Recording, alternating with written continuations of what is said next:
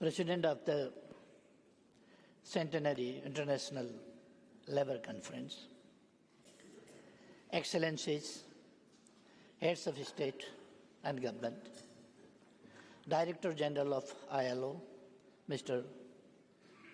Guy Ryder, employers and workers' representatives,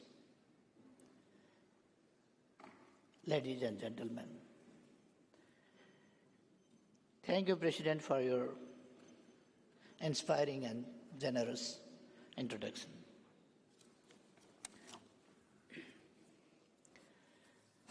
We are gathered here today at a historic occasion to mark the centenary of the organization that pioneered in writing the most ambitious social contract in the history of humankind. To mark the centenary of the vision and aspiration for a just, human, and equitable world, and to lay an equally educating foundation for the future, enduring foundation for the future. This centenary celebration of the International Labour Organization is a celebration of the rights of the toiling masses to social justice through social dialogue. I extend warm congratulations to ILO fraternity on this historic occasion. I feel deeply honored to be part of this momentous occasion and thank the Director General for the invitation. I have brought greetings and best wishes from the land of Sagarmatha, Mount Everest, and Lumini, the birthplace of Buddha and the fountain of Buddhism, for the success of this conference. Excellencies, the ILO's constitution was framed in the ashes of the First World War. It reflected the collective desire and commitment of humanity to peace through social dialogue. It was a testimony that production relations can be transformed through dialogue. The core principles that ILO advanced, such as equal pay for equal value of work, freedom of association, working hours, adequate wage for living, balance between work and life, and social protection are its unique contributions to human civilization. These are not ordinary achievements. ILO is a trendsetter of the future. I would like to mention here two landmark initiatives of the last decade of the 20th century. Fundamental principles and rights at work in 1998 and the Decent Work Agenda 1999. The report Work for a Brighter Future of the Global Commission on the Future of Work provides a sound basis for our deliveries. I believe the report will set a discourse for another quarter of a century. Development of technology, shifting demography, migration and change in the organization of work are creating new paths to prosperity. On the other hand, they are disrupting the existing work arrangements. Technology has replaced traditional jobs, transformed the way we work, and created more innovative workplaces. artificial intelligence, automation, robotics, internet, 3D printing, and blockchain are bringing profound changes in the way we imagine the world. The gig economy is providing millions an alternative to work remotely. However, every change comes with new opportunities and challenges. This provides an opportunity to define that our destiny remains at the human command, but not at the command of technology. An opportunity that we hand over a livable planet to our posterity, and an opportunity to create a win-win situation through demographic dividend to supplement where human capital is in short supply. In managing the changes, we must keep women at the center of all. Investing in people's capabilities, promoting entrepreneurship, and creating decent jobs are critical to cope with the changes. We must ensure gender equality, strengthen social protection, respect social dialogue, and guarantee rights at work. As the climate change is raging, demands in green jobs, climate actions will be most effective if they begin at the world of work. Green jobs would be the stepping stones towards green economy. Adequate wages and time sovereignty go hand in hand. That is the sign of prosperity and well-being of all workers. Labor is not commodity. ILO has a role to play that core principles of Philadelphia Declaration are upheld at all times. Persistent unemployment of youth breeds political instability and engenders poverty. We must end this situation. Excellencies, Nepal is endowed with vast natural resources as well as rich demographic dividend. This makes future of the work in Nepal highly promising. We have adopted firm legal and policy reforms to address the dynamic international labor environment. We have domesticated the provisions of the fundamental ILO instruments to which we are a party. Our laws do not discriminate workers on the basis of the status, regular or irregular, outsourced or contractual, and those coming from organized or informal sector. We redefined the notion of lifelong job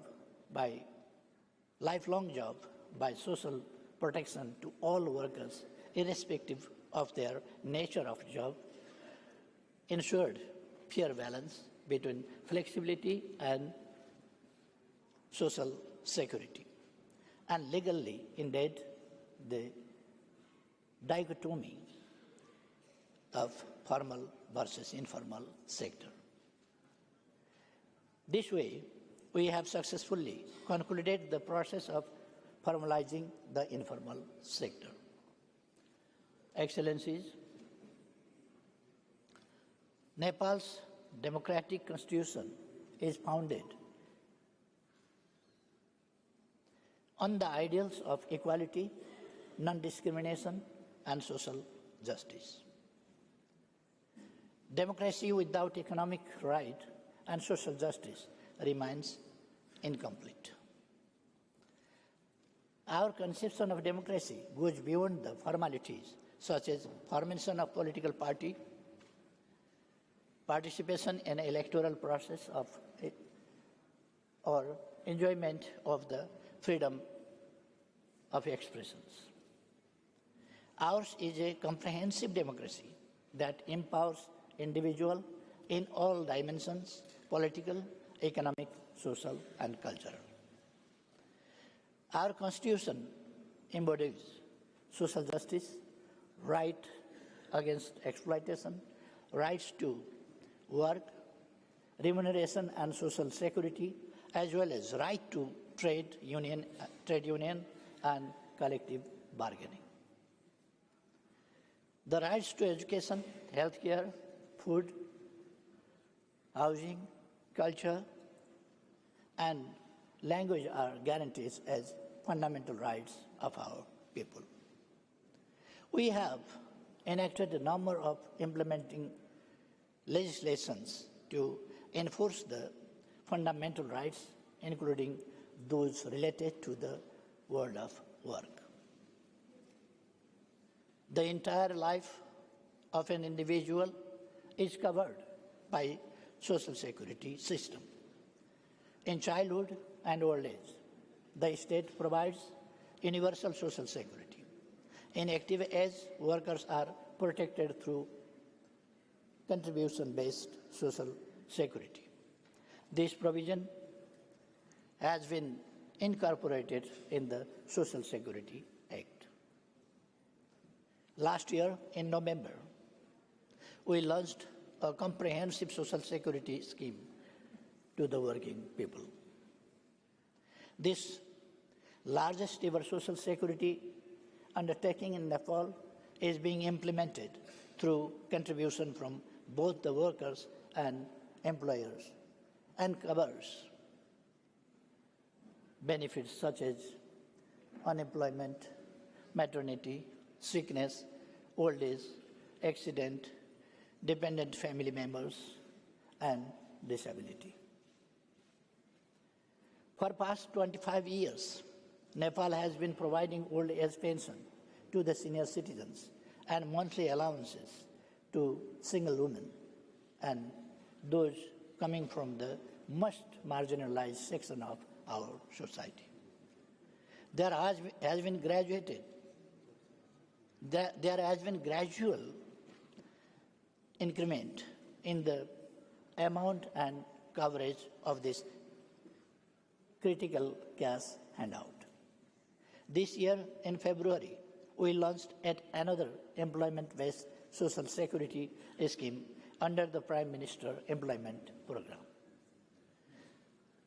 This flagship program aims to create jobs, guarantees employment to every working age citizen, provides allowances in case of unemployment, promotes innovation and entrepreneurship, and supports skilling, reskilling, and upskilling. To change the production relations, we have introduced new sets of labor laws that safeguard dignity of work, guarantee equal pay for the equal value of work, and ensure flexibility in the world of work. The Trade Union Act protects collective rights of our workers in the line with ILO Convention 87 and 98. Excellencies, inclusion remains a basic tenet of our policy. Special measures are in place to ensure inclusion of all sections of our society in the state organs. 1/3 representation of women is guaranteed in the federal parliament and provincial assemblies. Elections in 2017 have resulted over 41% of women representation in elected bodies. Excellencies, enterprises are the drivers of modern economy that provides jobs and implement ILO standards. Our actions should support them to grow, create more jobs, and sustain economy by jobs with entrepreneurship, entrepreneurship. Enterprises, SMEs, startups, and self-employment. Decent jobs for our youths and social security to all are a key to address the job deficit. Migrant workers are often vulnerable to high recruitment cost, contract substitution, unsafe and unsecured working conditions, and non-compliance of terms of employment. Nepal being a country of origin as well as destination, we consider that the Global Compact for safe, orderly, and regular migration, adopted in December last year, provides a framework for cooperation. Our role in the ILO governing body and UN Human Rights Council is informed by the basic premises of GCM to make labor migration safe, orderly, and beneficial to all. Dear brothers and sisters, we have created institutional framework for social dialogue at the federal, provincial, local, and enterprise levels. Through a common platform of Joint Trade Union Coordination Center, Nepal practices a unique example of unity in diversity of trade unions. This distinct forum of workers represents all working people in Nepal to engage in social dialogue and promotes their interest in a spirit of solidarity and harmonious labor relations. Presence of tripartite forum at the center has resulted in improved labor relations that have brought down the labor disputes among almost to naught. The government ensures employees compliance through labor audit that provides an opportunity for reflection, self-assessment, and improvement.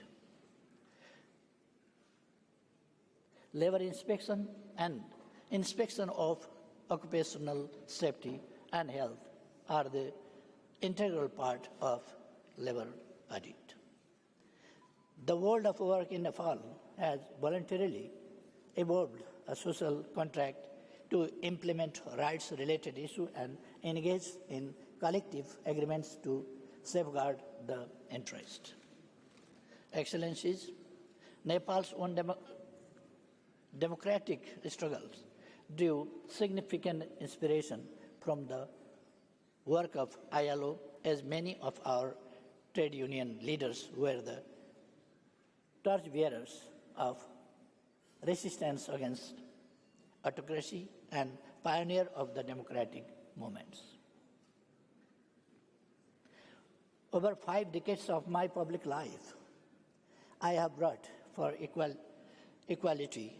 I have fought for equality and social justice for our people.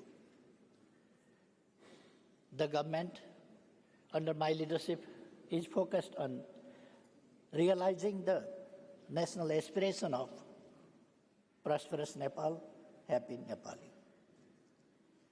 For prosperity, we need skilled labor. This helps foster prosperity, which should lead to happiness.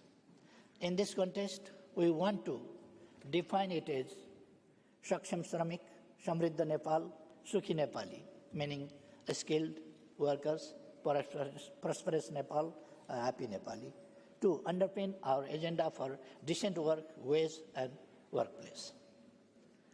Ladies and gentlemen, we intend to end all forms of deprivation and exploitation, ensure equitable development, and establish a socialism-oriented state as envisioned by our Constitution.